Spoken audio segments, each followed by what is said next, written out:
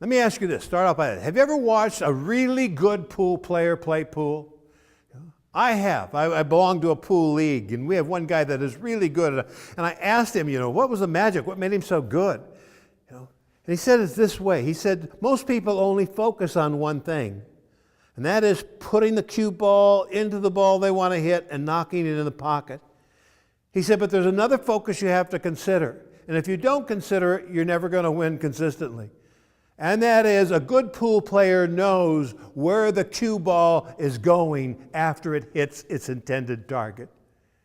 He said, if I'm trying to put the 7 ball in the corner pocket and I look at that, I line that shot up perfectly, I also know, depending on the English or where I hit that ball, I know where the cue is going to, the cue ball, what it's going to go.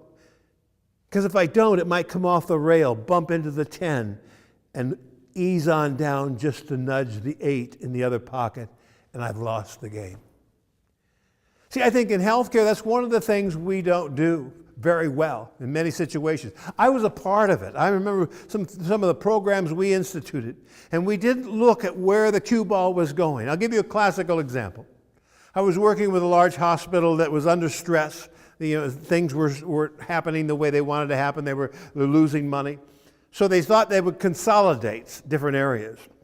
And they chose to consolidate the pediatric ward with the pediatric neonatal intensive care unit, to bring them together, to share some staff and to cut down some expenses. And they brought in management engineers, they brought in Kai Systems, and a company that helps out for things like that. And they looked at it in every way possible, they thought.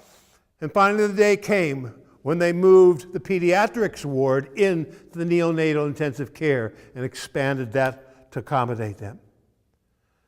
Well, they forgot one ball, and that was the volunteer association of that hospital. Over 900 volunteers raising over $400,000 a year in different projects for that hospital. And the year before, a large portion of that money went to redecorate completely the pediatric ward, put Winnie the Pooh wallpaper on the wall, set up all these things. It was absolutely heaven. It was the most beautiful unit they had ever contributed for.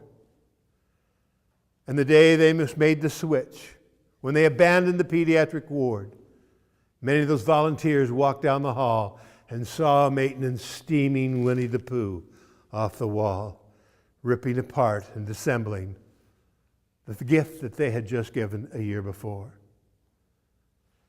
That cost them about 300 volunteers that walked out the door. Now, they wouldn't have if they had taken time, if they had sat down and explained and nurtured them through that transition. But they didn't. They forgot about them. And in that process, did more damage than good. Don't forget rule number 5, okay? Always look for the secondary hits, whether they be in personnel or whether they be in structure or whatever it is. Know who's going to be affected and deal with it proactively.